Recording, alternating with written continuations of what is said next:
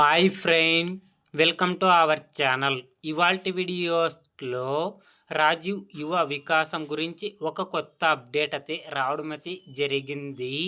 ఆ అప్డేట్ ఏంటో మనం ఇప్పుడు ఈ వీడియోలోనైతే తెలుసుకుందాము.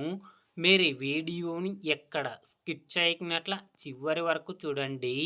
అప్పుడైతే నేను చెప్పేది మీకు అర్థమవుతుంది. అలాగే వీడియో నచ్చితే ఒక లైక్ చేసి ఇంతవరకు మన ఛానల్ సబ్స్క్రైబ్ చేయని వాళ్ళు వెంటనే సబ్స్క్రైబ్ అయితే చేయండి.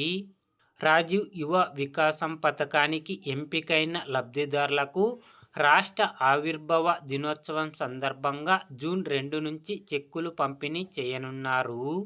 మండల, మున్సిపల్ స్థాయిలో అధికారులు గత నెలాఖరు నుంచి దరఖాస్తుల వెరిఫికేషన్ ప్రక్రియను చేపట్టారు. జాబితాను కలెక్టర్ నేతృత్వంలోని కమిటీకి అధికారులు సిఫారసు చేయనున్నారు.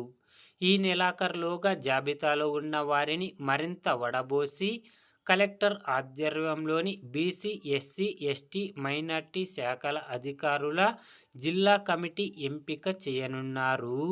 50,000 లోపు ఆర్థిక సహాయం కోసం దరఖాస్తు చేసుకున్న వారిని కేటగిరీ 1లో చేర్చారు.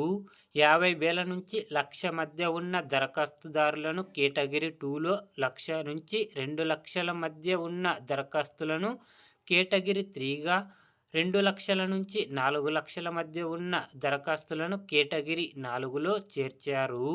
కేటగిరీ 1 కింద 100% రాయితీతో 50,000 రుణం మంజూరు చేయనున్నారు. ఫ్రెండ్, జూన్ 2న రాజీవ్ యువ వికాసం పథకానికి అర్హత ఉన్న ప్రతి ఒక్కరికి వారికి చెక్కులు పంపిణీ చేయడానికి తెలంగాణ రాష్ట్ర ప్రభుత్వం సిద్ధమైతే అవుతుంది. ఫ్రెండ్, రాజీవ్ యువ వికాసం గురించి ఏ చిన్న అప్డేట్ వచ్చినా అందరికంటే ముందుగా తెలుసుకోవాలి అంటే వెంటనే మన ఛానల్ని సబ్స్క్రైబ్ అయితే చేయండి. Friend, thank you for watching my video.